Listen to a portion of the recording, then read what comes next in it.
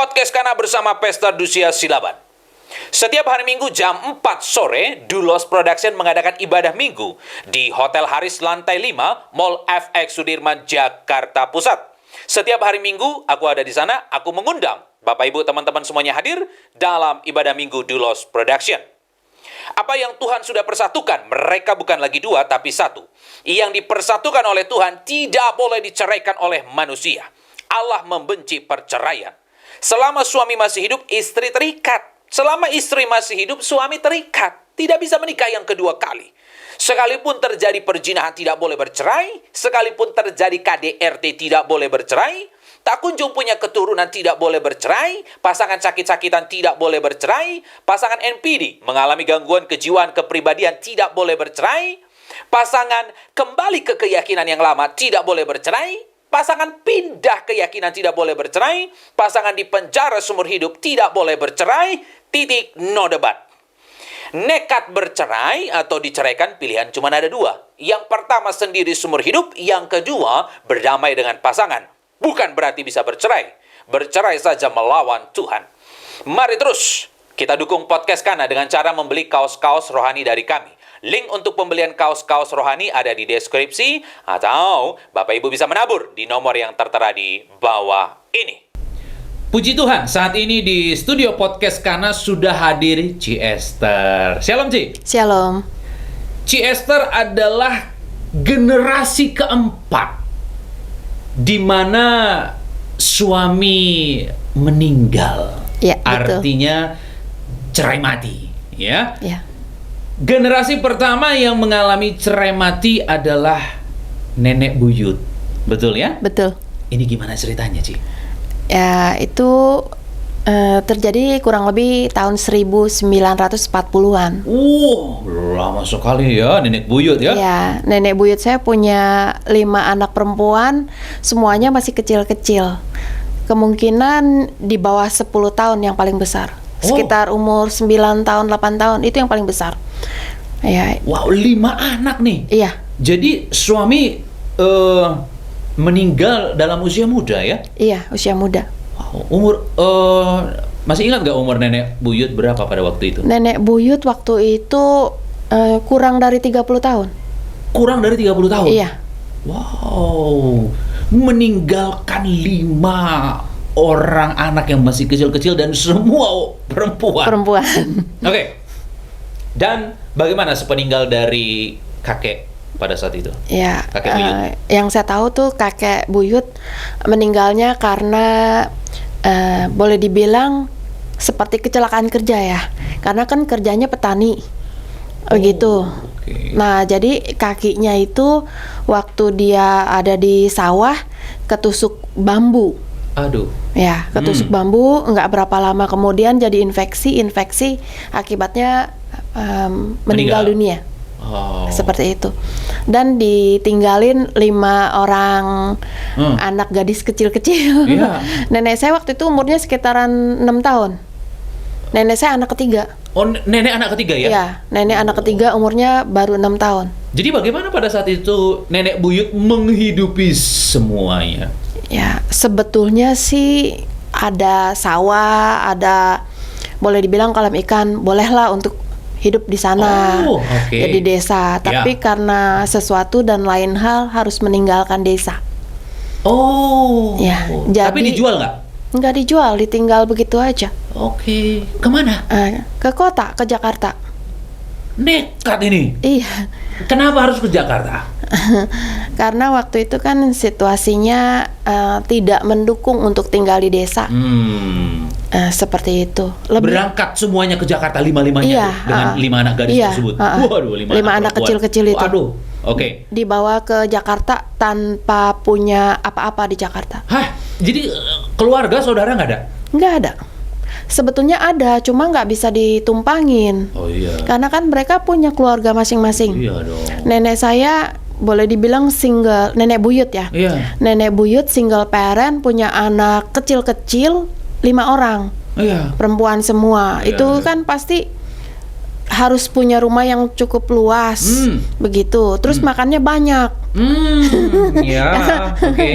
Ya, ya. Sampai berapa lama lagi mereka tumbuh jadi dewasa? Itu kan perlu biaya. Iya, betul. Jadi nenek buyut saya bawa itu 5 ke kota di Jakarta. Waktu itu situasinya masih boleh dibilang Indonesia baru merdeka. Oke. Nah, sampailah di Jakarta tapi nggak punya rumah. Oke. Tinggallah di Perkot, emperan kota. Serius? Perkot, emperan kota.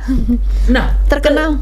Ke Jakartanya gimana ceritanya tuh? Naik pesawat, naik angkutan atau gimana? Menurut dulu sih itu jalan kaki. Jadi jalan kaki Dari desa mana? desa. Desa apa namanya? Desa di Tangerang tapi yang paling ujung banget. Apa itu namanya? Aku nggak ngerti. Jalan kaki ke Jakarta. Iya. Tuhan, oke. Tidur di emperan gitu. Iya, Oke. seperti itu. Dan bagaimana selanjutnya? Kan mencari tujuannya ke kota itu kan lebih aman. Ya. Lalu bisa makan juga, terus deket sama keluarga. Walaupun keluarga nggak bisa nanggung Ya, nggak semua bisa anak. tolong, ya. Iya. Kebetulan nenek buyut saya itu sebetulnya anak paling bungsu. Paling bungsu. Iya, punya cici-cici yang udah tinggal duluan di Jakarta. Oh, oke. Tapi kan nggak bisa ditebengin Iya. karena anaknya banyak. Betul. Akhirnya sendiri nih. Ya, tinggal di Perkot lah, emperan kota. Itu waktu itu saya masih ingat banget. Namanya ruko-ruko ya, Oke. Linde Teves. Oh, jadi di ruko-ruko tersebut di emperannya tidur. Iya. Makannya gimana? Zaman dulu itu ada yang ransum ya, kasih makan gratis di ransum. Oh, jadi makan dari situ, hidup dari situ. Iya. Oke. Iya, jadi nenek buyut meninggalkan, boleh dibilang dia udah nggak peduli lagi soal harta benda, malah dia tinggalin.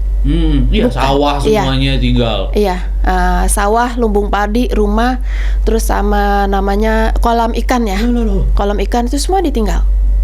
Wah, Karena untuk bener. ya untuk mencari istilahnya tinggal di kota, keselamatan, lagi pula kan sebagai pengikut Kristus gitu lah. Iya. Itu. Oke. Bayar harga. Bayar harga lah begitu ya. Nah, apakah nenek buyut pada saat itu menikah lagi? Waktu itu karena dia bawa 5 anak perempuan kecil-kecil, masih bingung kan masa iya selamanya tinggal di emperan kota. Kebetulan yang boleh dibilang ketua ransum waktu itu. Oh, Ketua ransumnya ternyata bujangan. tertarik. Begitu. Tertarik Iya. sama nenek buyut saya karena mungkin juga kasihan. Iya. Begitu. Akhirnya mereka menikah. Menikah? Dibawa lah. Iya. Dibawa Menikahnya? lah. Seperti apa nih menikahnya? Menikahnya secara kekeluargaan, Pak. Dulu kan nggak ada yang namanya pemberkatan nikah di gereja, nggak ada. Jadi walaupun Kristen gitu nggak ada begitu? Iya, walaupun nenek buyut saya memang Kristen, tapi nggak ada pemberkatan nikah. Oh gitu. Jadi pernikahan pertama nenek buyut juga kekeluargaan aja. Kekeluargaan. Gitu? Jadi di rumah aja. Di gitu? rumah aja. Oh, itu zaman dulu begitu. Zaman ya? dulu, iya. Oke. Nggak ada pemberkatan Dan nikah. akhirnya terjadi yang kedua kali juga begitu. Iya, sama. Akhirnya oke lah menikah lah ya Menikah secara kekeluargaan. kekeluargaan gitu kan. Karena nenek buyut saya kan butuh rumah sama iya. butuh makan buat 5 anak gadis yang masih kecil-kecil itu. Gitu. Jadi engkong buyut sambung saya terima gitu. Anaknya memang dibesarkan gitu. Engkong buyut saya jualan bakmi. Oh, jualan bakmi Iya. harus menghidupi 5 orang yang masih kecil-kecil ini. Iya. Hebat loh. Bakminya bikin sendiri. Oh. Itu. Dan mampu menghidupi kelima. Mampu, walaupun nggak mencapai pendidikan yang tinggi. Oke, it's okay. Yang penting bisa kasih makan aja dulu. Iya, dulu bisa ya. kasih makan, iya. Dan akhirnya punya anak dengan suami kedua. Punya anak. Anaknya sepasang. 1 perempuan, 1 laki-laki. Oh, sepasangnya jadi, wih, ini jadi 7. 7. Wah, Iya. 7 orang. orang anak ya pada saat itu Iya. ya. Semuanya mampu ya dikasih makan oleh engkong buyut ya. Iya, engkong buyut. Iya. Wow, oke. Dan nenek berarti anak ketiga. Anak ketiga. Oke.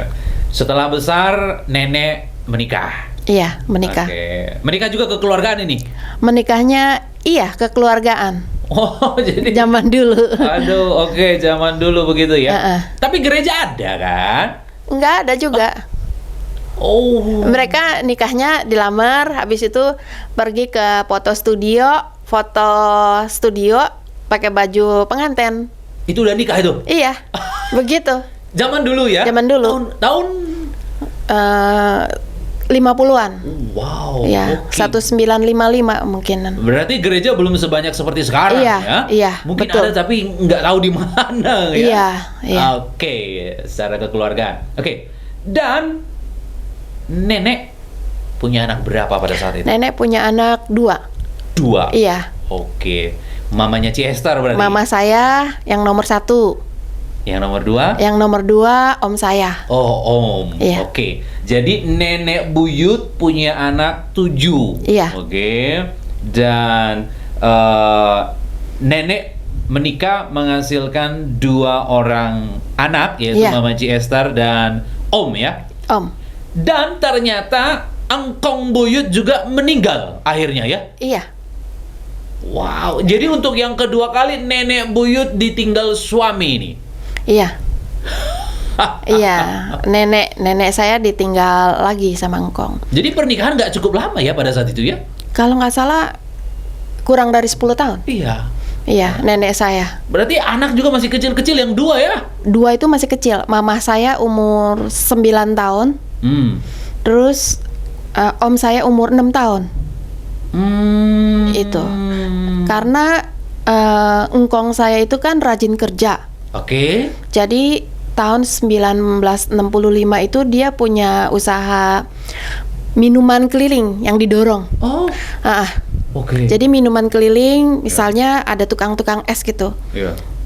Jadi engkong saya sediain gerobaknya, Iya. esnya, terus limun-limunnya, Oh, sirup. limun, iya. Iya, Oke. sirup-sirupnya itu dari engkong saya. Oke, oke. Itu kan karena itu usaha keturunan. Oh, baik. Jadi engkong saya nerusin gitu. Terus sama punya beca. Oh, Beca-beca oke. tahun 60-an. Oke, masih ada becak ya zaman Iya, dulu ya? Oke. jadi beca-becanya disewain tahun 60-an. Nah, itu kan ada peristiwa 1965 kan. Oh. Nah, mulailah di situ becanya mungkin orangnya pengen pulang, tapi karena sesuatu hal di jalan jadi dia nggak pulang. Jadi becanya juga nggak pulang, Oke. gitu. Iya, iya. Nah, beberapa beca istilahnya nggak pulang lagi tuh ke rumah. Oke. Berarti kan engkong saya kehilangan beca, kehilangan income. Oh, iya, iya. Iya. Mm-mm. Oke. Terus dia mulai stres. Oke. Ini Iya. penyebab kematiannya nih? Iya. Stres. Iya, dia stres mikirin beca-becanya nggak hilang. Beca-becanya nggak balik ke rumah lagi. Oh. Nah, mulailah dia dari Jakarta itu dia suka ke desa-desa. Katanya ngecek kan, ngecek. Engkong saya kan orang asli dari Iya. Cungko gitu. Iya. Dia bilang cek ada becanya di sini. Ya. Engkong saya datengin samperin, ternyata enggak. Oh. Gitu. Akhirnya dia berkelana lah. Gitu pakai topi kan, topi yang dari apa sih bambu-bambu Iya, kayak iya, gitu iya, gitu iya. kan. Heeh. Memang selain kulitnya putih, terus dia juga nggak begitu lancar bahasa Indonesia. Oke. Jadi dia keliling kampung untuk nyariin beca, tapi becanya nggak ketemu. Lama-lama dia stres. Terus 1966 atau 67 kan ada centering, Iya. pemotongan uang. Oke. 1.000 rupiah jadi 1 rupiah. Oh, oke. Nah, engkong saya tambah stres lagi. Oke. Karena engkong saya kan udah ngumpulin duit, saya inget banget ada 2 keneron. 2 keneron artinya 2 karung.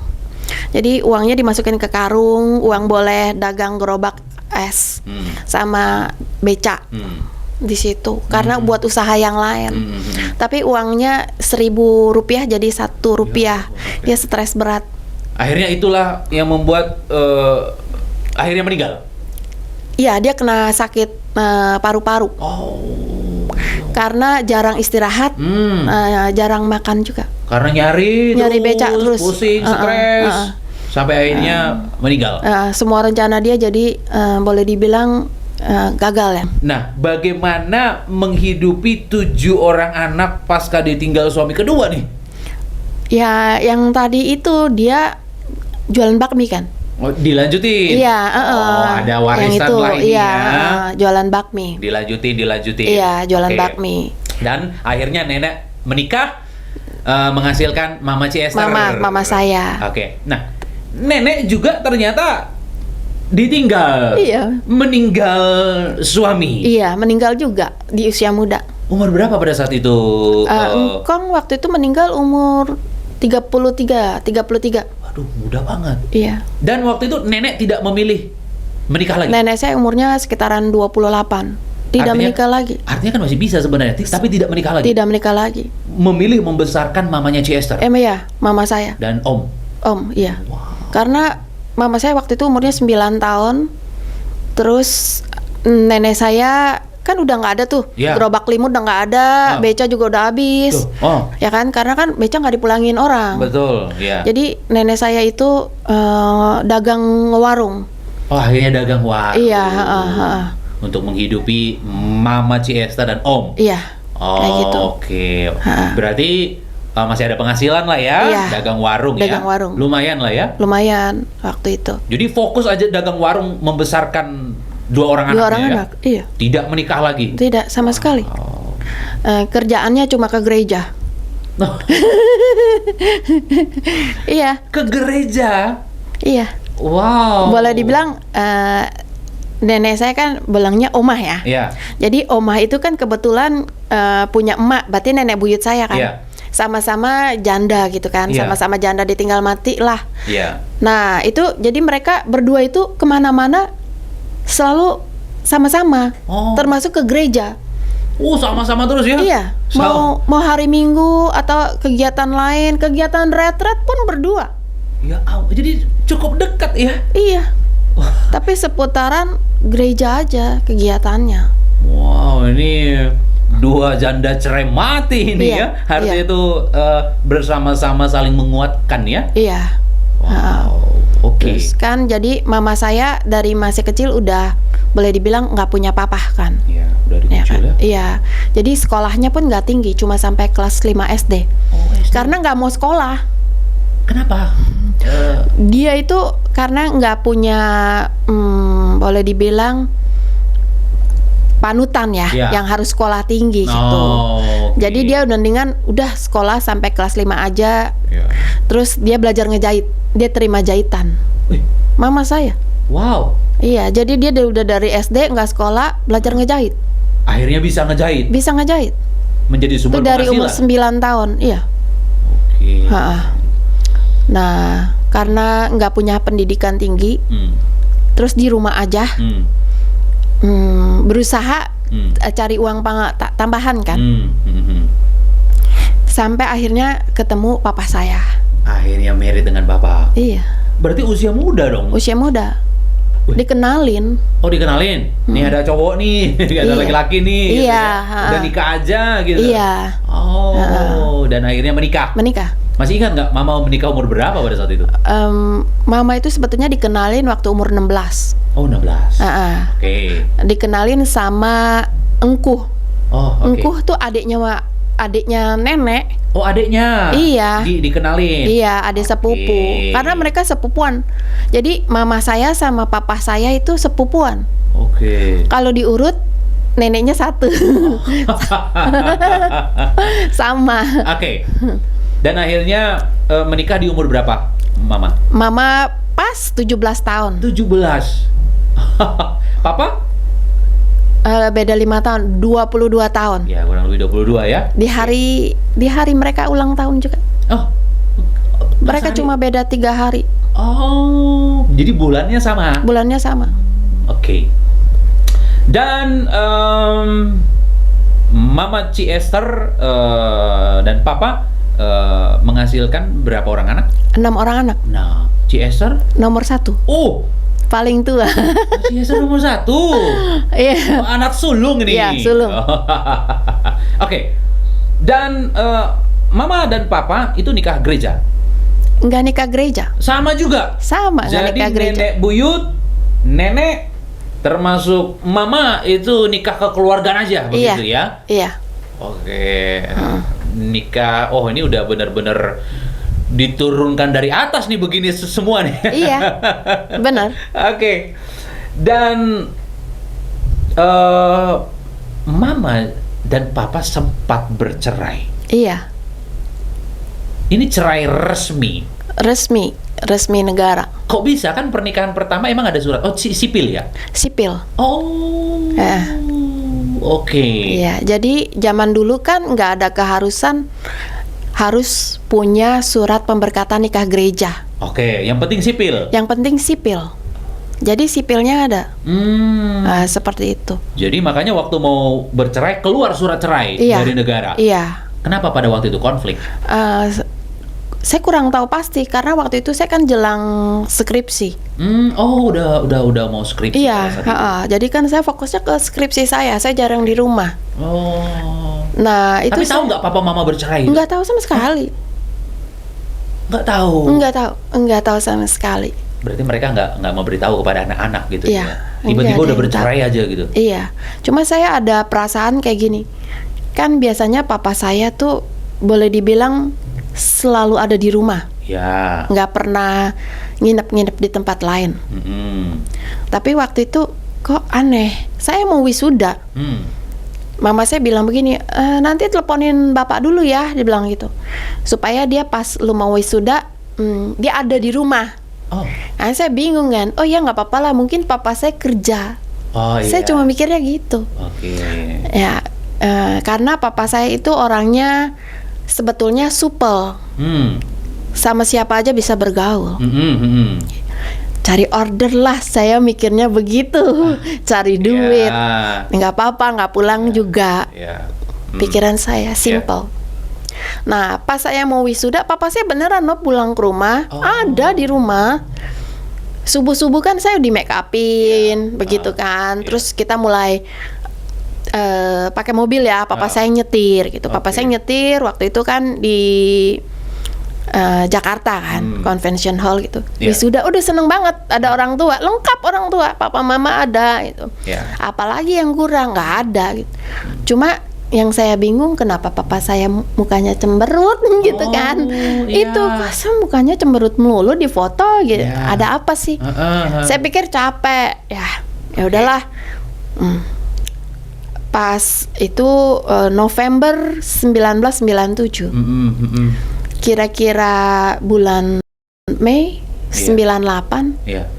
Nah, papa saya ada. Waktu itu kan peristiwa Mei 98. Tapi adik saya kan waktu itu diungsiin ke rumah, rumah lain. Adik saya namanya anak kecil ya, suka ngegelatak gitu kan, nggak bisa diem, buka-buka lemari.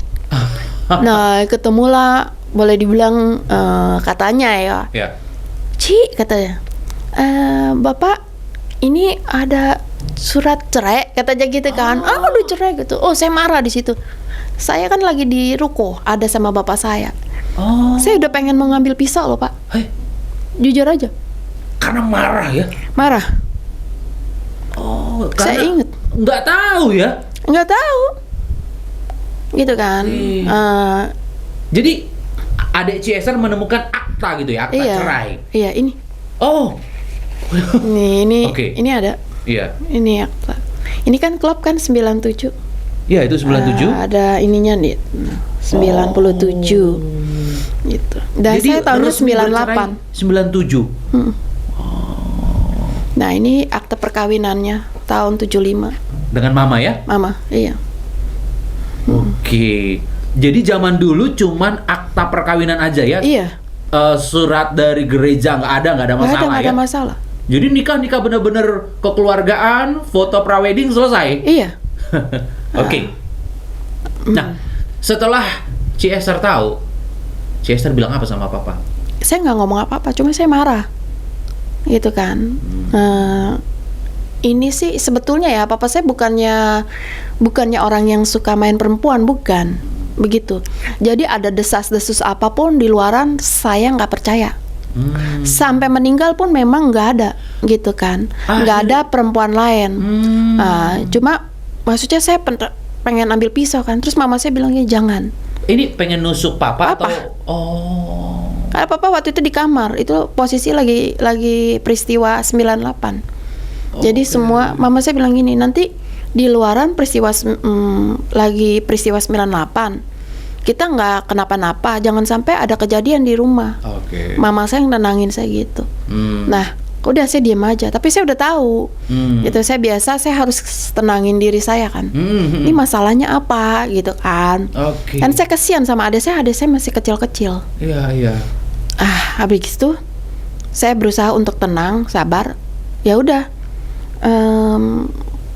Pas belakangan sih ya bukan karena orang ketiga, bukan. Oke. Bukan karena perempuan, tapi karena memang mama saya udah terlalu sering ngomong minta cerai. Setiap kali ada konflik, cerai. Setiap ada konflik, cerai. Iya, karena mungkin mama saya itu kan nggak ada figur bapak sebetulnya. Iya. Karena dari kecil pun nggak punya bapak gitu. Begitu punya suami dia juga bingung figur suami itu kayak apa. Gitu, dia maunya yang serba apapun kemauan dia mungkin diokein. Harus dipenuhi. Iya, nah mungkin seperti itu. Iya. Dan keduanya sama-sama anak pertama. Sama-sama anak sulung nih. Iya. Oke. Iya. Nah, jadi boleh dibilang tanduk sama tanduk. Ketemu. Oke. Iya. Ya.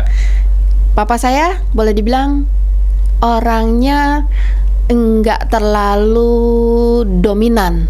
Oke. Dia enggak kasar ya. Iya. Enggak kasar, enggak temperamental, enggak suka main cewek. Memang cewek banyak yang mau sama dia. Gitu. Tapi papa sayanya yang enggak mau kok. Papa saya cuma satu, order pekerjaan. Papa saya senang kalau misalnya gaul-gaul sama orang banyak. Dia jadi banyak teman. Temennya tuh kasih job sama dia, kenalin ke dia, kan berarti dia dapat uang, dapat cuan. Dia orangnya begitu. Bukan masalah ada cewek-cewek yang mengejar dia terus dia mau, enggak. Dia sama sekali enggak begitu. Nah, karena papa saya kan hidupnya dulu susah banget zaman perang. Pernah boleh dibilang mau makan pun susah makan gitu. Baiknya dia pun dia mau dikasih ke orang karena nenek saya nggak sanggup untuk nebus di rumah sakit. Papa saya gitu. Nah, jadi boleh dibilang dia susah banget, jangan sampai anaknya susah. Pemikiran papa. Papa kan orangnya begitu. Iya. Nah, mama tuh istilahnya pekerjaan papa tuh biro jasa. Ngurusin paspor, STNK, SIM, KIR, nggak seberapa lah untungnya. Untuk ngehidupin anak 6 tuh sebetulnya susah. Tapi papa saya boleh dibilang berbakti sama orang tua. Jadi kalau ada engkong saya sakit atau nenek saya sakit, wah dia diteleponin udah cepet-cepet bawa ke rumah sakit. Nah, kayak mama saya ya kurang suka lah ya gitu. Karena konflik lah ini ya. Ya karena penghasilan papa pun sebetulnya nggak banyak. Gitu. Harus berbagi lagi, ya kan? Nggak setuju ya? Iya, nggak setuju lah. Hal-hal yang lain pun ada gitu kan. Itu masalahnya. Terus kedengeran nih selentingan. Papa saya disuruh nyerain mama saya. Jadi mama yang minta? Nggak, dari pihak keluarga papa. Dari pihak keluarga papa? Ada omongan, gitu. Ada omongan seperti itu, ceraiin aja, gitu. Selain mama saya minta cerai, keluarga dari papa sana saya juga ngomong, ceraiin aja, udah. Gitu. Akhirnya terjadi. Nah, akhirnya kayak gitu. Nah, saya kaget juga, kok ada kayak gini gitu. Lalu rasanya gimana ya, malu ya. Aduh, orang tua Kristen tapi cerai itu malu kan. Saya liatin papa saya, tapi papa saya ada di rumah. Saya mulai coba mengerti ya kondisinya papa saya itu seperti apa. Nah, ternyata mereka nggak beneran cerai gitu, nggak beneran cerai. Habis itu papa saya cuma beberapa bulan dia memang nggak pulang. Habis itu ya mereka balik lagi. Mereka jadi papa saya pulang setahun. Nggak nyampe setahun. Hanya hitungan bulan balik lagi ke rumah. Iya. Bersama lagi. Iya. Kayak gitu. Jadi ini papa balik lagi ya, bersatu lagi dengan mama. Iya. Iya. Oke. Seperti itu. Nah, dari situlah saya mulai belajar. Oh, kalau orang udah punya surat cerai pun Ya. nggak menutup kemungkinan mereka bisa rujuk. Oh iya, betul. Seperti itu. Ya. Apalagi dalam pernikahan Kristen, surat cerai nggak berlaku. Iya. Memang secara negara sah bercerai. Iya. Dan sesuai dengan ya akta cerai yang dikeluarkan negara, ya boleh menikah yang kedua kali. Iya. Sesuai dengan negara loh. Iya. Tetapi kita kembali lagi sesuai dengan firman, nggak bisa. Iya. Makanya dalam pernikahan Kristen, selama suami masih hidup, istri masih hidup, tidak ada pernikahan kedua. Jadi surat cerai, akta cerai nggak laku. Iya. Nggak laku. Iya. Ya. Jadi yang udah cerai nih, yang udah pegang akta cerai, nggak laku surat ceraimu, nggak laku, ya, nggak laku. Berdamai dengan suami, berdamai dengan istri. Jadi terjadi perceraian, ya berdamai, Iya. rujuk. Itu. Sampai saya kalau nggak salah pernah ngomong sama mama saya, "Mak, kenapa kayak begini?" gitu kan. Terus mama saya bilang gini, "Ya, itu kan namanya hidup ya, kadang emosi Ya. gitu." Jadi ya cerai itu formalitas lah, nggak beneran cerai. Mama saya ngomong begitu. Cerai formalitas. Iya. Formalitas gimana? Ini kan keluar duit pastinya, ngeluarin akta ya Iya. Nah, Oke. itu kan 98. 98 terus ternyata papa saya ada sakit. Oh. Waktu itu kita belum tahu. Tapi mama saya suka nemenin kalau lagi check up. Sayangnya hasil check up papa saya nggak pernah mau ngambil, nggak pernah mau cerita bahwa dia punya sakit apa. Seperti itu. Sampai dengan tahun 2004. Iya. 2004 saya pernah nemenin papa saya di daerah Grogol gitu ya, pas di air pancuran mobil berhenti, dia rem, saya duduk di sampingnya. "Kenapa, Pak?" Saya bilang ngomong gitu kan. Papa saya bilang gini, kepala tiba-tiba pusing. Aduh, nggak bisa lanjut nyetir, pengen muntah. Oke. Nah, saya telepon tuh om saya yang paling kecil dari Jembatan 5, dia ke Grogol, dibawain mobil, kita masuk rumah sakit yang terdekat. Di situ saya bilang, "Papa rawat aja." Papa saya nggak mau. Nggak Karena dia tuh mikir duitnya kalau Ya. dirawat anak 6 gimana. Oke. Gitu, jadi dia sayang uangnya. Nah, sejak dari itu kayaknya saya lihat dia drop terus. Makin turun nih. Makin turun kesehatan dia, terus kesadaran dia. Oh. Nggak berapa lama, tadinya kan dia nggak mau dirawat sama sekali. Akhirnya pada satu hari dia bilang sama adanya, minta tolong dibawa ke rumah sakit. Dibawalah ke rumah sakit, hasilnya adalah, saya waktu itu diteleponin kan. Dia bilang, "Esther, sabar ya," dia bilang gitu. Ini tante saya yang telepon. Dia bilang, "Bapak itu kena, menurut dokter, kanker liver, stadium 4. Waktunya tinggal 3 bulan lagi." Oke. Gitu. Saya di situ, aduh, saya nangis. Pikiran adek saya, gimana adek saya masih kecil, Iya, kecil-kecil, butuh Iya. biaya kan. Betul. Akhirnya kita sepakat, kita jangan kasih tahu bapak bahwa dia kena sakit kanker liver stadium 4, tinggal 3 bulan lagi. Jadi si papa nggak tahu pada saat itu ya? Karena papa saya mah orangnya gini, gue kalau sakit kenapa-napa, makan duit banyak, daripada gue jual rumah buat biaya gue sakit, mending gue bundir. Pakai batu dililitin di laut, nyebur, udah nggak ketahuan. Yang hilang aja, yang penting keluarga nggak disusahin, nggak bayar rumah sakit. Itu pemikiran si papa ya? Jangan sampai jual rumah kalau dia sakit. Dia orangnya begitu. Jadi kita kompak nih, nggak kita kasih tahu bahwa dia sakitnya parah. Akhirnya singkat cerita, dia minta dibawa ke Penang. Tapi rumah sakit pemerintah. Yang di Penang. Iya, karena biayanya murah. Oke. Itu. Iya. Nah, dibawalah dia. Saya masih inget banget. Iya. Hari-hari itu saya nemenin dia dari rumah sakit di Jakarta sampai disuntikin morfin kan untuk tahan sakitnya. Iya. Karena dia pernah tonjok lemari waktu itu. Dia pinter, Pak, orangnya nggak mau nyusahin keluarga sama sekali. Jadi dia sakit, Iya. pintu dari lantai 2 ke lantai 1 dikunci. Iya, pintu tangga dikunci. Supaya? Supaya waktu dia ngejerit-jerit kesakitan, saya nggak bisa denger, nggak bisa turun nolong dia. Ya ampun. Saking gitu. Seperti itu. Jadi dia nggak mau nyusahin anak, nggak mau nyusahin istri. Apa dia tanggung sendiri. Jadi pas paginya saya lihat masuk ke kamarnya kok pintu lemari, pintu jati ya, itu bisa jebol. Karena saking kuat dia nahan sakit, dia tonjokin. Gitu. Terus saya pikir pasti malam bapak ngejerit-jerit nih. Iya. Kita nggak bisa tahu karena pintu boleh dibilang pintu tempat turun naik lah, lantai 1 lantai 2 dikunci. Iya. Itu papa saya nggak mau nyusahin anak, nggak mau nyusahin istri sama sekali. Itu. Oke. Ya. Nah. Dan akhirnya bagaimana? Akhirnya meninggal. Oh, akhirnya meninggal si bapak 3 ya? minggu di rumah sakit pemerintah. Oh, Ini. ini surat meninggalnya ya? Iya. Surat kematian ya? Surat kematian. Pak Yohanes. Ya, oke. Nah, ini nama mama saya. Karena Karena mama saya selama dia sakit, mama saya itu yang nemenin. Oh. Gitu. Oh, berarti ya, wah ini. Sampai meninggal. Mama saya ngurusin. Walaupun di rumah sakit ada suster, maaf kata, kalau papa saya pengen BAB atau BAK, itu semua mama saya yang ngurusin.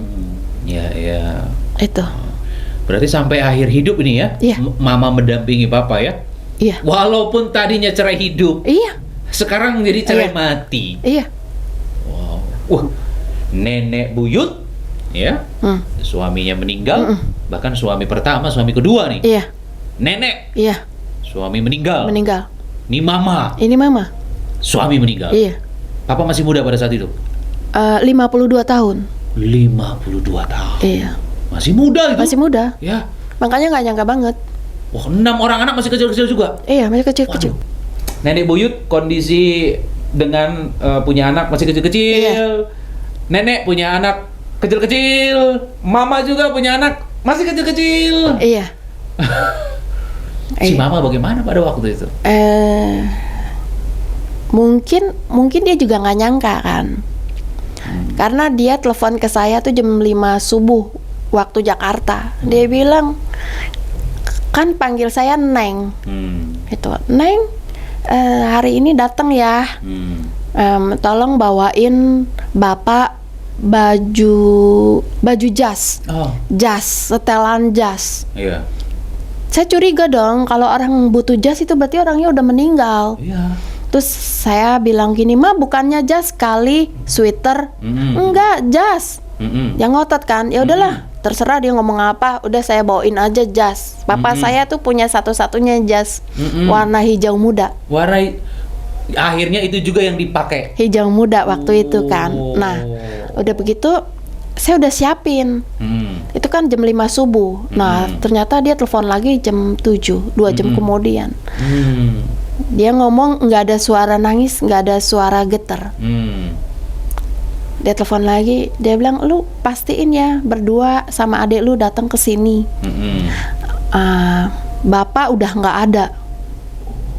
Terus saya ngomong gini, Mak, berarti yang tadi jam 5 subuh bapak memang udah nggak ada dong? Saya bilang gitu kan. Iya. Iya, dia bilang gitu. Itu saya udah nggak bisa nangis. Udah nggak bisa nangis, kayak saya begini di meja ya, saya langsung ini kursi saya geser ke belakang, langsung saya tertelungkup di lantai. Saya ambil bak sampah, saya langsung muntah, nggak bisa nangis tapi saya cuma bisa muntah-muntah. Semuanya itu keluar. Gitu. Saking saya shock, udah nggak ada bisa nangis. Saya pikir itu pas 3 minggu kan. Pas 3 minggu papa saya minta dibawa ke sana gitu. Kan kata dokter 3 bulan, kok ini cuma 3 minggu. Itu jelang pulang ke Jakarta. Jam 7 pesawat harusnya udah pulang ke Jakarta. Tapi Tuhan panggil dia jam 5 subuh. Saya udah gak bisa ngomong. Saya pikir masa depan adik saya masih kecil. Yang paling kecil tuh masih SD. Cesar Gitu. pada saat itu? Baru lulus kuliah. Saya waktu itu tahun 2004. Saya hampir umur 30 tahun. Gitu. Saya kan nerusin biro jasa. Saya belum kuliah. Maksudnya saya belum kerja. Karena kan keadaan papa kayak gitu. Kalau Iya, kerja iya. kan on off gitu kan. Iya. Nah, akhirnya saya seperti itu. Udah nggak pikiran kayak gimana lagi. Mikirinnya adik saya. Ya karena ini kan si Esther juga sebagai anak sulung nih. Iya, gimana cari makan. Iya. Nah, seperti itulah agak kesulitan. Akhirnya singkat cerita, apa yang ada, yang papa saya dulu pertahanin, tapi kan untuk biaya hidup. Yang penting bisa makan aja lah dulu. Iya, Iya. akhirnya pelan-pelan mulai peninggalan bapak, mobil dijual, motor dijual, Aset-aset mulai dijual semua nih. Oke. ruko dijual. Oke. Jadi sebenarnya si papa itu sempat menghasilkan ya, artinya itu ada lah yang dia beli gitu Iya. ya. Dan puji Tuhan akhirnya berguna juga untuk keturunannya ya, untuk nyambung hidup ya. Iya, nyambung hidup. Oke. Kayak gitu. Wow. Tapi waktu sebelum yang terakhir tuh jual ruko. Dan akhirnya si Esther menikah Iya, di umur di umur waktu itu 34. 34 ya. Oh, agak sedikit terlambat ini kalau dari Sebetulnya sisi terlambat. perempuan ya. Iya. Dari sisi wanita ini. Oke. Dan setelah kurang lebih 2,5 tahun pernikahan, si Esther diceraikan suami ya. Iya. Ini kenapa? Itu karena suami saya merasa tidak didukung untuk pekerjaannya sebagai, boleh dibilang orang ketiga ya. Orang ketiga untuk sponsor lapangan. Oh. Sponsor lapangan untuk TKW. Jadi waktu itu boleh dibilang suami saya minta saya untuk bantuin saya cari calon TKW. Memang saya bantuin. Oke. Tapi kan saya itu nggak harus suami punya usaha atau pekerjaan yang menghasilkan satu kepala dibayar katakanlah 2,5 juta gitu. Saya nggak gitu. Ya. Tapi misalnya saya ngajar satu anak saya dibayar 300.000, 350 atau 500.000, Iya. nggak apa-apa. Tapi kan itu rutin tiap bulan. Iya. Tapi suami saya itu maunya yang income-nya besar gitu, tapi cenderung punya, boleh dibilang rawan ya, rawan perselingkuhan. Jadi saya nggak mau bantuin dia. Itulah saya digugat cerai yang pertama. Oh, ini berarti ada gugat cerai yang kedua ini. Iya. Nah, itu Oke. digugat cerai yang pertama karena kan saya shock. Ya. Dia punya banyak kontak cewek kan, karena pekerjaan dia. Oke, ya. Lalu saya bilang gini, "Dahlah, gue udah nggak mau bantuin lu lagi." Ternyata dia main Facebook, dia ketemu perempuan-perempuan lah di luaran. Oke. Ada satu yang kerja di Hong Kong waktu itu. Nah, itu memang ada buktinya sampai sekarang. Oke. Namanya pun ada. Oke. Dia ambil marga dari suami saya kan. Hah? Iya. Gitu. Tapi mereka nggak pernah nikah, tapi dia ambil marganya. Terus Terus kebo aja begitu. ya pacaran deket gitulah, Pak. Aku nggak tahu dia pernah datang ke Jakarta atau enggak. Lalu itulah gugat cerai yang pertama. Saya mikir, kok kenapa suami saya sombong banget sih? Jadi aneh saya ngelihatnya, mentang-mentang gitu. Ya. Ternyata gitu. Perempuan itu mau nampung tenaga kerja dari Indonesia langsung tanpa prosedur gitu di sana. Ya mana bisa. Maka itu saya istilah kata dibuang, diceraikan, digugat cerai yang pertama. Oke. Saya punya bukti-buktinya semua. Saya masih ingat kronologisnya, masih ingat semua. Wow, iya. Lalu akhirnya digugat cerailah saya yang pertama.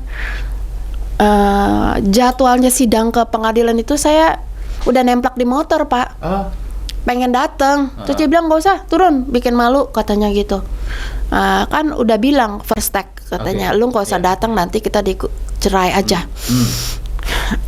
Saya ingat saya punya duit 150.000, 50.000 3 biji di dompet. Oke. Saya cabut kunci motor, saya naik ke lantai 3, saya di Uber untuk dia dapetin kunci motor. Terus kan saya diengkek. Diengkek ya saya susah dong. Iya. Ya akhirnya dapatlah dia kunci motor. Dia pergi sidang ke pengadilan. saya mau Uber pakai taksi, tapi saya nggak ada duit karena duit saya udah diambil sama dia 150.000. Oke. Ternyata belakangan 50.000 buat dia makan, 50.000 yang duanya dikasih ke teman-temannya untuk jadi saksi.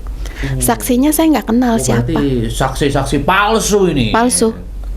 Begitu. Akhirnya dia tetap pulang loh sama saya. Oh, tetap pulang? Tetap pulang, berbulan-bulan dia tetap pulang. Akhirnya saya tanya gini, pernah dia nggak pulang berapa bulan, tapi terus dia pulang lagi. Pas dia pulang lagi, saya tanya, itu gimana? Surat penetapan pengadilan kita cerai, kan udah putusan, mau diambil nggak?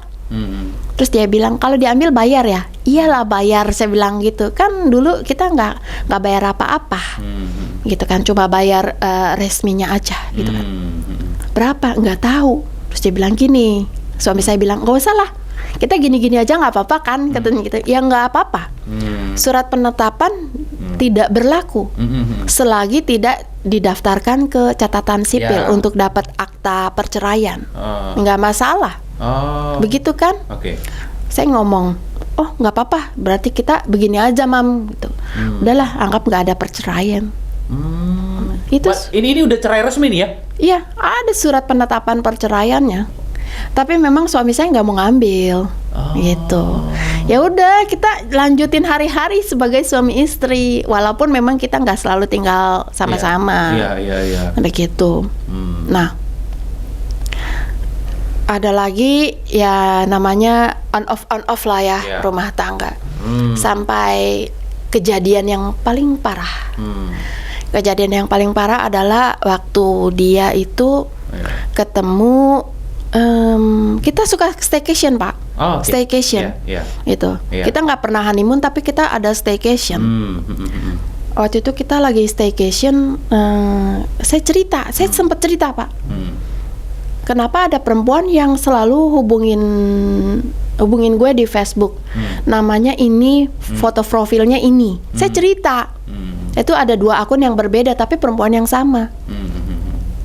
Suami saya masih bilang, oh itu ada orang yang sirik aja sama lu, ganggu. Dan saya mikir dong, saya itu bukan siapa-siapa, kenapa disirikin? Itu adalah gugatan cerai dia yang kedua. Karena perempuan ini juga sama, tinggal di luar negeri. Tinggal di Taiwan. Jadi surat penetapan cerai yang menggantung itu dibiayain lah sama perempuan itu. Oh, jadi yang pertama itu gantung jatuhnya. Gantung. Selama dan ini 4 tahun dibiayain semuanya. Biar udah sah aja. Sah.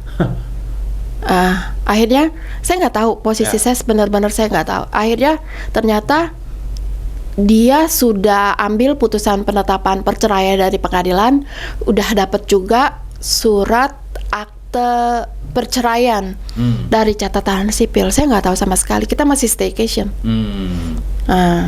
Cuma ada yang kasih tahu sama saya di Facebook. Dia bilang, Dek, aku kasihan ngeliat kamu. Aku kasih tahu ya bahwa suami kamu tuh sebetulnya udah ceraiin kamu. Gitu. Surat-surat kamu yang gantung-gantung dia udah selesain. Yang bayar perempuan ini namanya. Wah, ini duit pelakor nih. Iya.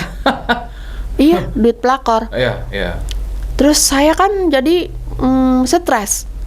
Saya sempet, ini beneran apa enggak?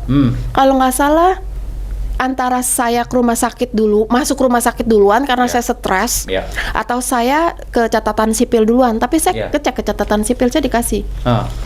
Saya minta sama catatan sipil. Kalau saya beneran udah dicerai. Ini ada surat. Akhirnya ada. Ada. Ini kan suami. Nah ini kutipan akta perceraian. Berarti sudah resmi. Iya. Wow, bercerai dengan Ci Esther Kristiati. Iya. Nah, saya kaget kan, saya shock. Waduh, istilah kata gue yang selama ini 10 tahun on off sama lu bisa bohongin gue kayak gini. Gitu. Sebelum dia pergi ke Taiwan itu dia sempat minta beliin sepatu baru. Saya beliin loh Pak di Pasar Baru. Oke, ya. Jalan berdua ke Pasar Baru, dia sempat minta beliin jam tangan. Saya beliin di mall, di Cengkareng.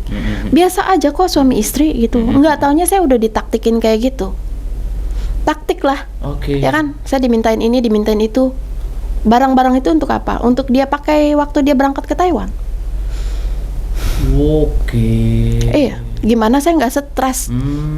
Saya nggak makan, nggak tidur, mata melotot. Iya. Udah bener kayak mayat hidup. Iya. Saya ingat banget Cynthia 10 tahun yang lalu, berarti Februari 2016. Pas 10 tahun yang lalu. Itu saya kayak mayat hidup, Pak. Iya. Melotot doang di kasur. Adik saya bilang ini, Ci, lu ke rumah sakit aja. Kayaknya lu harus masuk ke rumah sakit. Saya nggak mau. Tapi 2 minggu atau 3 minggu kemudian saya ambruk. Oh. Saya yang minta, tolong dibawain ke rumah sakit. Iya. Gitu. Dokter periksa semuanya, katanya sih ya, saya nggak ngerti. Semua yang ada di dalam tubuh saya itu meningkat drastis. Oh. Kan sebetulnya nggak boleh. Oke. Tapi puji Tuhannya pas saya mikir ya, itu saya nggak kena pembuluh darah pecah. Oh. Iya. Ya, karena kan saya nggak makan sama nggak tidur, melotot mulu, mata kepikiran terus. Untung saya nggak pembuluh darah pecah. Kalau nggak kan mungkin saya kena stroke. Iya. Gitu kan. Karena stres ya. Stres. Udah tingkat tinggi. Iya, waktu itu memang saya pernah pasangan Ibu Wagem sama Pak Wagem datang jenguk. Terus sama Ibu Gembala datang ditemani anaknya. Iya. Tapi kalau Pak Wagem suaminya yang memberkati saya kan, mungkin ada pekerjaan lain jadi nggak datang. Saya udah melotot aja matanya. Itu. Saya 5 malam 6 hari ya di rumah sakit, hampir seminggu. Iya. Gitu. Baru mulai turun lah semuanya, tensi saya apa yang nggak bagus gitu kan. Barulah boleh saya dikasih pulang. Oke. Tapi saya tetap dicecer sama pelakor. Oh, masih terus. Iya, masih terus dicecer gitu kan. Tapi di dalam hati saya gini, saya nggak jahatin orang.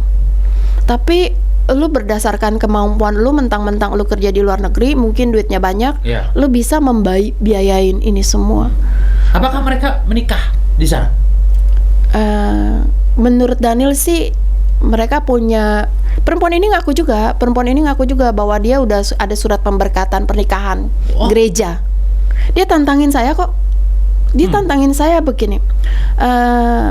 Gue udah ada surat pemberkatan pernikahan gereja, tinggal belum bikin akte perkawinan catatan sipil. Terus saya tantang balik. Saya bilang gini, kalau lu orang berani bikin akte perkawinan catatan sipil, langsung gua datengin catatan sipil, gua kasih tahu bahwa surat pemberkatan nikah gereja lu palsu. Karena dari mulutnya Daniel sendiri dia bilang, "Mam," ke saya, "Mam, lu pinter banget. Lu tahu bahwa surat pemberkatan nikah itu palsu." Oh, dipalsuin ini. Iya. Yang palsu kan siapa? Ya mereka berdua, duitnya dari perempuan. Yang kerjain Daniel. Oke. Gitu. Ya. Terus saya ingat saya goncengan di Pluit, Pak. Saya lagi ngomongin surat pemberkatan pernikahan gereja, tiba-tiba dia motor belokin ke alamat yang sesuai. Saya ingat banget. Alamat yang sesuai. Di dalam YouTube-nya Daniel bahwa itu adalah tempat pemberkatan gereja mereka. Tapi itu tempat cuci mobil. Oh, berarti semua dipalsuin nih? Palsu. Ya ampun. Bisa nggak saya lapor polisi waktu itu? Bisa. Bisa, karena ini pemalsuan ini. Iya. Ya, semua Bisa. dipalsukan nih. Bisa, gitu kan. Ya. Bisa nggak saya laporin ke Kadin Taiwan? Bisa. Gitu, karena memang itu palsu. Gitu. Untuk ngedapetin visa Taiwan. Kayak gitu. Terus kan waktu itu saya bilang gini, terus dia sambil ketawa, Pak. Ya. Lagi goncengan sama saya, dia ngaku kok bahwa surat pemberkatan nikah gerejanya itu nggak asli. Dari Daniel sendiri yang ngomong aspal.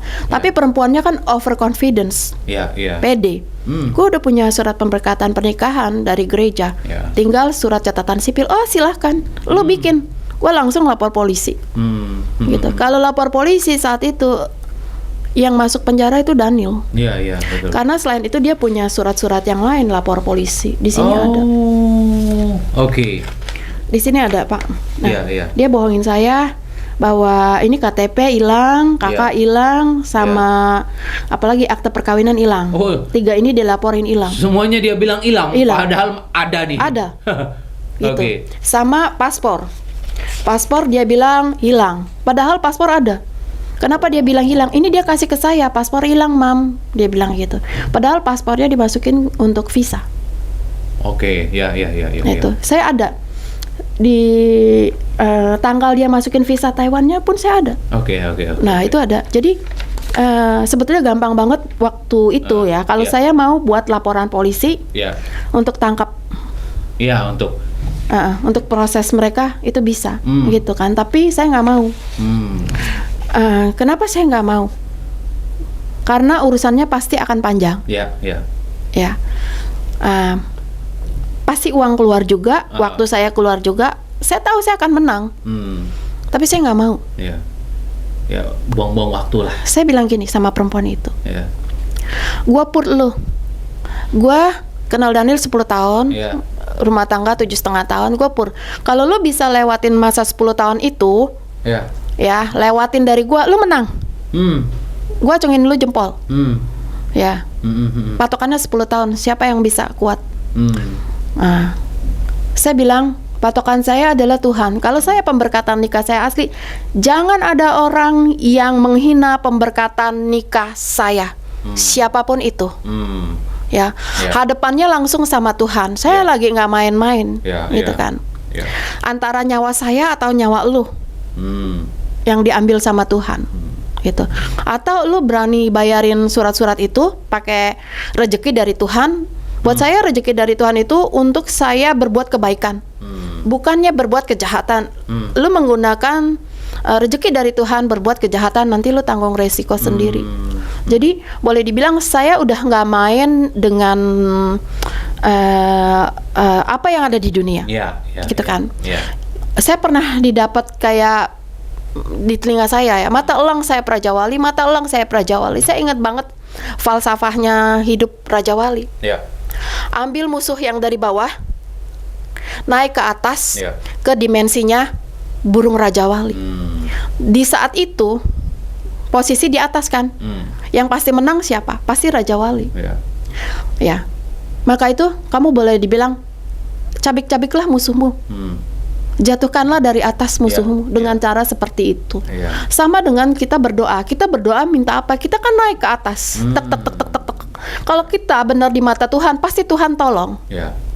Dan tidak ada orang yang boleh dibilang semua pun berdosa ya. Tapi orang yang melakukan kejahatan bisa nggak imbangin saya naik ke atas, ke dimensinya roh? Nggak bisa.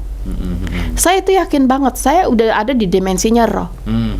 Perempuan ini nggak akan bisa ngikutin saya di dimensi roh.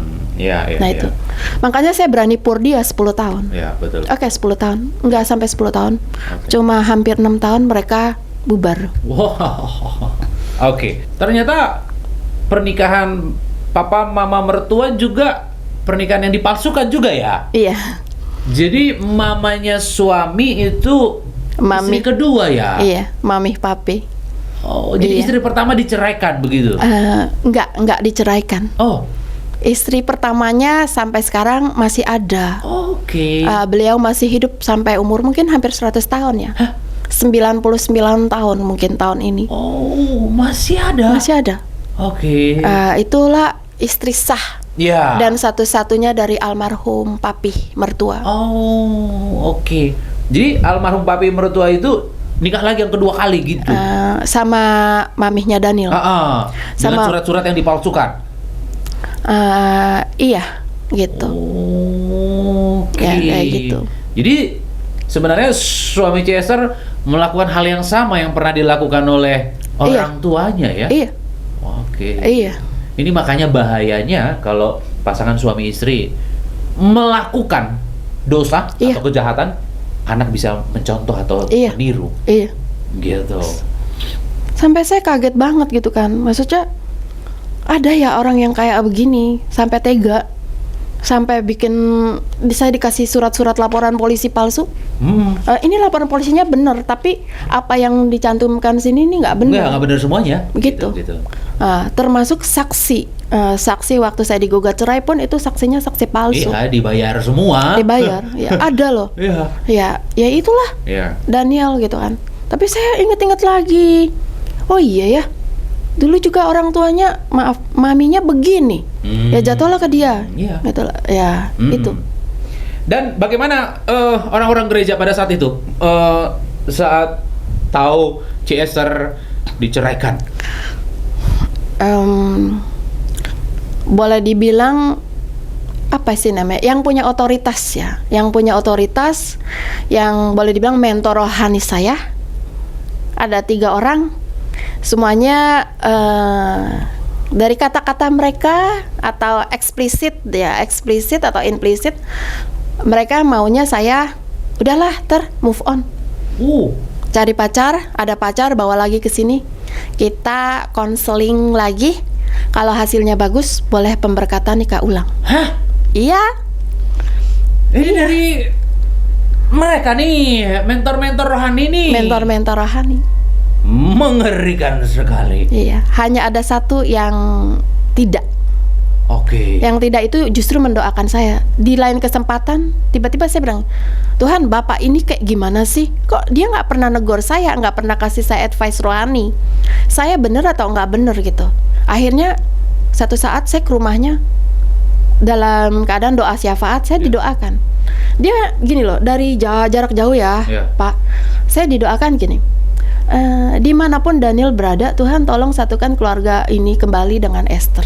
Langsung saya oh inilah yang dari Tuhan, ini karena yang saya yang minta. Iya.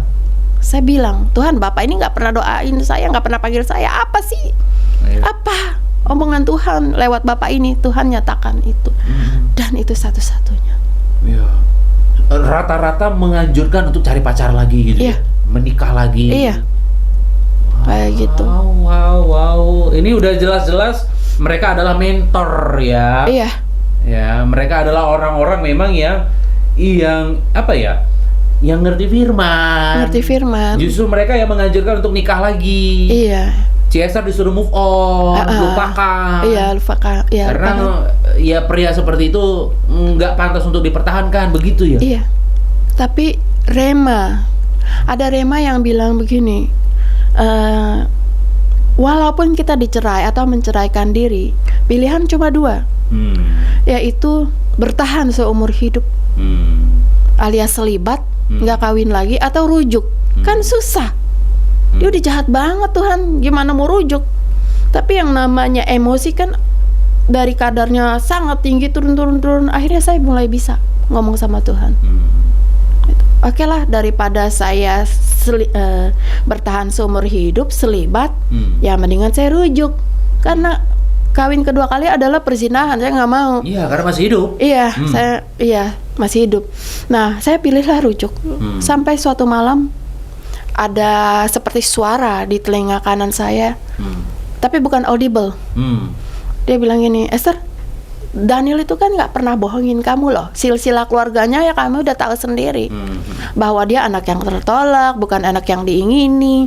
Anak boleh dari hasil perselingkuhan, perzinahan. Dia tertolak karena mau digugurkan. Kamu tahu lah itu gitu.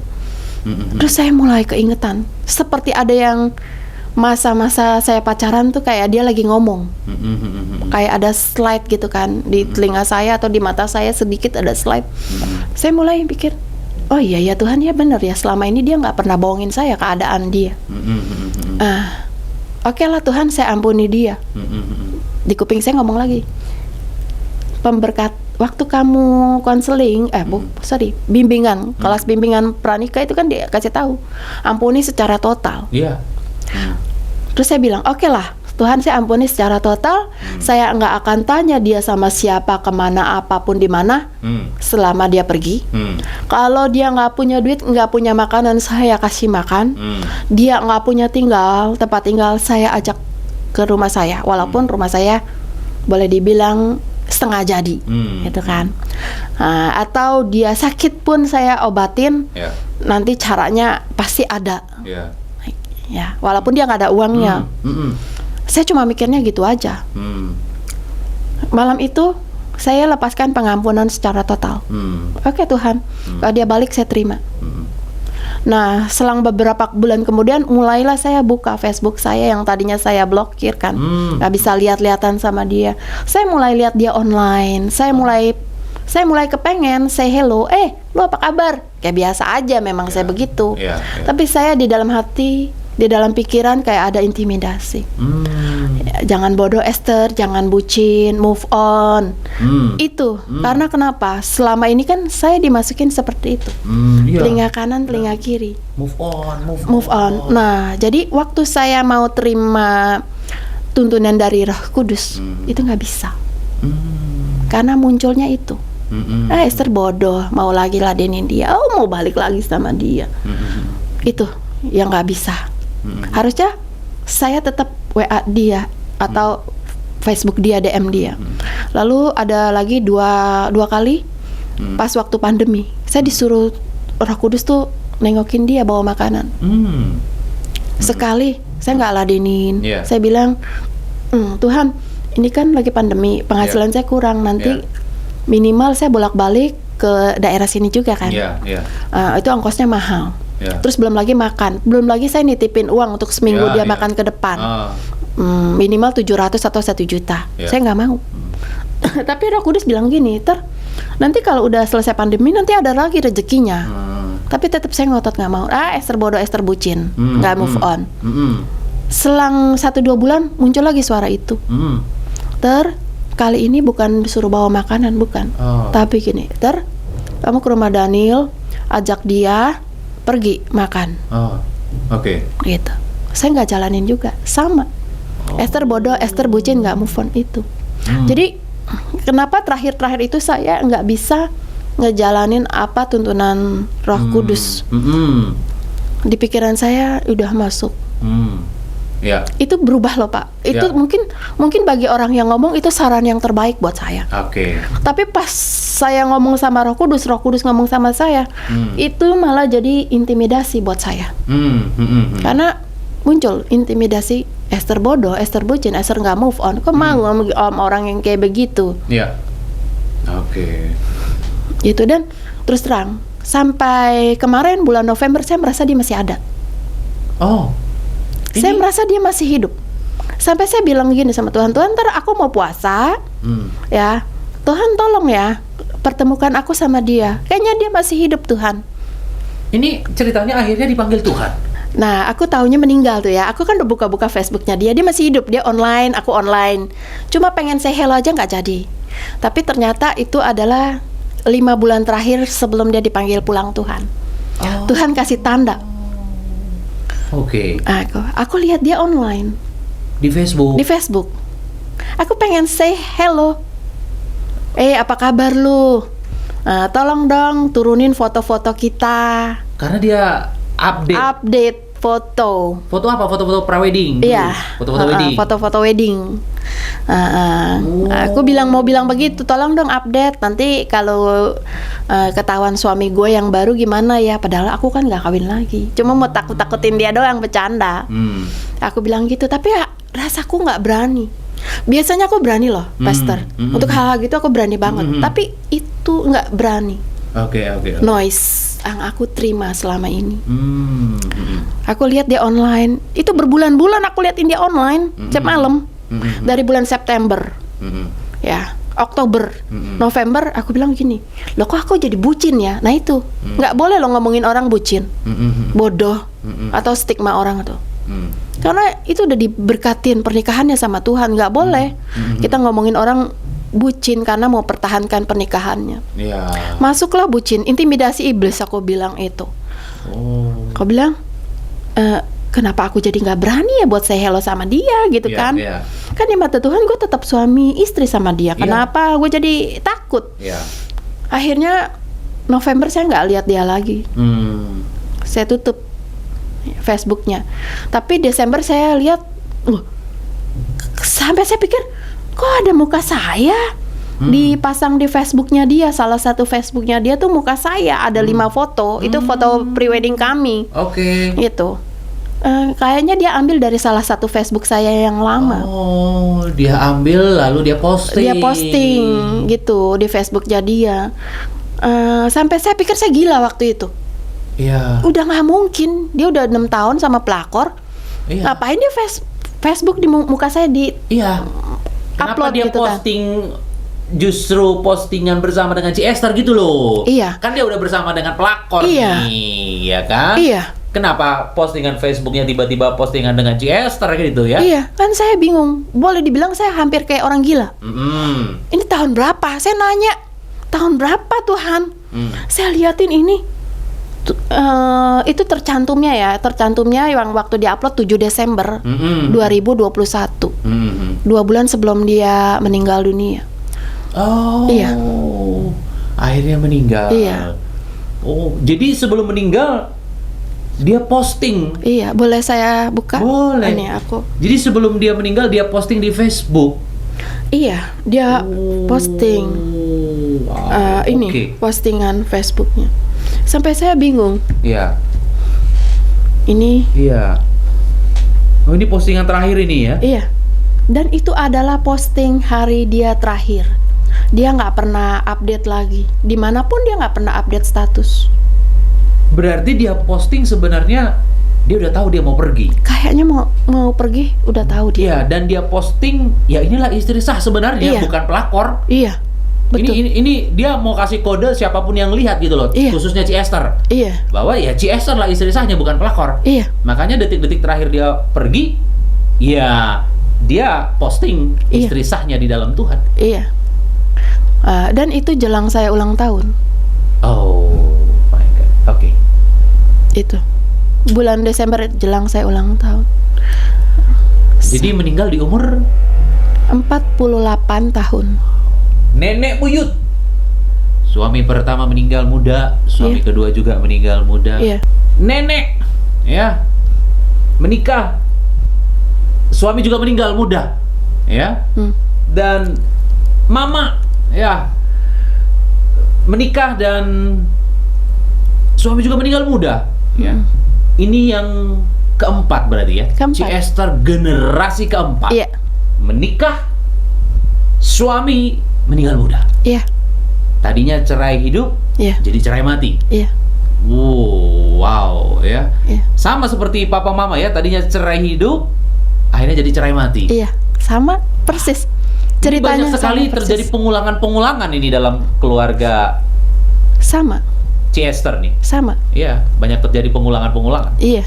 Ya. Maka itu saya berani ngomong bahwa apa yang sudah dipersatukan Tuhan tidak boleh diceraikan oleh manusia. Ya. Bisa, tapi tidak boleh. Pilih mana? Pilih melawan Tuhan Iya. atau enggak melawan Tuhan. Iya. Saya enggak melawan Tuhan. Iya. Mungkin ada orang-orang lain di sana menceraikan dirinya supaya dapat akta Ya. perceraian. Ya, melakukan perbuatan hukum Ya. dengan KTP statusnya cerai, Ya. cerai hidup. Kalau saya nggak usah kayak gitu. Saya udah diusir sama mami mertua saya saat saya belum punya surat cerai pun saya udah diusir. Saya punya kartu keluarga pasangan suami istri, tiba-tiba suami saya dimasukin ke kartu keluarga mami mertua, Ya. saya ditinggal sendirian. Oh, oke. Saya nggak bisa perpanjang KTP. Iya, iya. Akhirnya diurusin KTP-nya, Iya. saya balik ke alamat mama saya. Statusnya belum kawin. Wah. Ini ada buktinya. Oh. Oke. Iya. Jadi ini waktu saya statusnya kawin, Ya. ya tiba-tiba mami mertua saya bikin kartu keluarga. Ini tanggalnya ada. Oh. 27 Juli 2000 berapa ini? Iya, 2011 ya? Iya, ini kan saya punya kartu keluarga suami istri. Tiba-tiba mereka bikin kartu keluarga bertiga, saya nggak diajak. Oh. Saya ditinggalin. Ini kan nama suami saya kan? Oke. Iya. Ini tanggalnya persis, Pastor. Oh, ini juga dikerjain ini berarti semuanya nih. Iya, saya Ya ditinggal. Saya nggak bisa perpanjang KTP 1 tahunan lebih. Akhirnya saya bikin KTP, ya udahlah. Kata pengurusnya gini, pengurusnya itu kan Ya. boleh dibilang bekas karyawan papa saya. Dia bilang, Esther mau nggak KTP-nya alamat mamah lagi? Terus statusnya apa aja? Ya udah nggak apa-apa, yang penting saya punya KTP. Iya. Saya punya KTP. Ini alamat saya ikut mama saya lagi, terus statusnya jadi belum kawin. Iya. Orang yang mereka-rekakan jahat sama saya, Iya. ya kan? Iya. Supaya saya bagaimana gitu kan, nggak menguasai rumah atau apa. Loh, saya nggak menguasai rumah, saya cuma nebeng alamat. Saya tinggal di mama saya. Rumah di Cilincing itu kan, ini rumahnya alamat di Cilincing. Iya. Itu saya nggak pernah tinggalin, Pak. Oh. Begitu. Oke. Rumahnya nggak layak huni. Bagaimana saya mau berumah tangga? Iya. Pakai alamatnya pun saya nggak boleh. Akhirnya saya balik ke rumah alamat mama saya dengan status ya belum kawin. Oke. Mantan mami mertua saya mereka-rekakan yang jahat untuk saya. Saya nggak melakukan kejahatan, tapi saya bisa punya KTP status belum kawin. Baik. Kalau saya mau beli apapun, saya bisa dong, status saya belum kawin. Iya. Saya tidak butuh persetujuan suami. Itulah ya, orang yang mereka-rekakan yang jahat, ya Iya. dosanya ditanggung sendiri. Iya. Saya dosa nggak? Saya nggak dosa. Itu, Iya. itu boleh dibilang pertolongan Tuhan. Iya. Sama dengan kayak Tuhan tuh mau bilang gini, orang yang jahat nggak akan bisa tembus, gitu loh. Iya. Itu. Ci Esther sadar nggak? Dalam keluarga Ci Esther sepertinya ada kutuk. Karena dari nenek buyut itu sampai Ci Esther generasi keempat, suami semuanya meninggal dalam keadaan usia pernikahan yang masih muda, usia juga masih muda. Iya.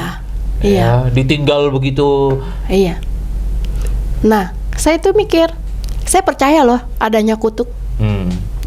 Karena kalau misalnya diurut ke atas, pihak yang orang percaya itu adalah pihak dari semua garis keturunan perempuan. Ya kan? Saya percaya Tuhan. Iya. Mama saya percaya Tuhan, nenek saya percaya Tuhan, lalu nenek buyut saya juga percaya Tuhan. Betul. Gitu. Tapi mungkin dari atasnya sana gitu ya, entah di garis keturunan yang mana, dari pihak yang laki-laki gitu loh, Oke, Pak. iya. Ya itulah yang memang kan nikahnya nggak di dalam Tuhan ya. Oh. Mungkin mereka Kristen ya Kristen, tapi misalnya belum tahu. Iya. Mungkin ada pernah terkait dengan boleh dibilang kepercayaan ya. Iya. Kepercayaan Zaman dulu. Iya. Mungkin ada yang pernah dikatakanlah dinazarkan atau dikuepang. Kalau orang Cina kan bilang dikuepang. Nggak tahu itu yang mana. Nggak tahu. Yang pernah ya. Sehingga kena semuanya nih. Kena semua. Generasi kedua, ketiga sampai keempat, Iya. ya. Dan memang dari nenek buyut tidak pemberkatan gereja, Iya. kan? Nikah gitu aja kan keluarga. Jadi memang berkat Tuhan itu nggak turun. Iya. Berkat Tuhan itu nggak turun. Nah, aku mau cerita. Kenapa aku tuh nggak mau disuruh kawin kedua kali?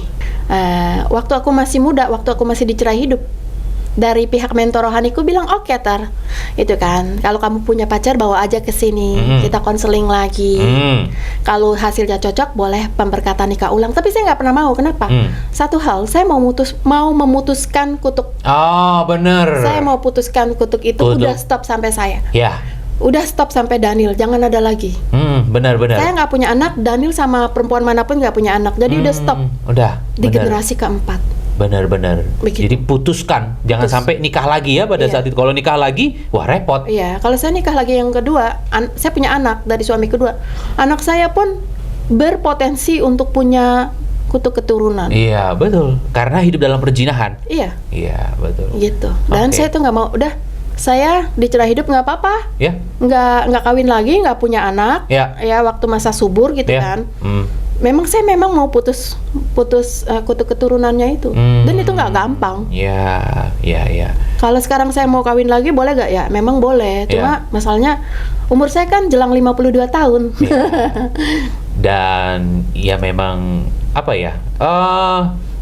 Biarlah Tuhan yang berkarya. Iya. Biarlah Tuhan yang berbicara. Iya. Biarlah Tuhan yang berkehendak. Iya. Kalau memang Tuhan izinkan menikah lagi karena memang tidak dosa. Kalaupun memang tidak Tuhan izinkan, ya nggak ada masalah karena memang Ci Esther sudah mampu bertahan dalam keadaan sendiri, mampu hidup sendiri, ya, mampu bertahan ya tanpa suami.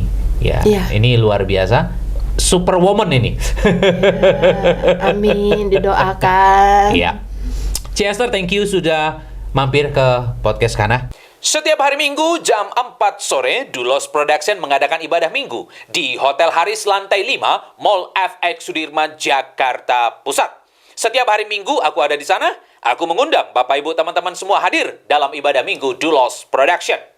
Bagi Bapak Ibu yang rindu bersaksi seperti Ci Esther, Bapak Ibu bisa DM kami lewat Instagram Dulos Production, atau Facebook Dulos Production, atau TikTok Dulos Production.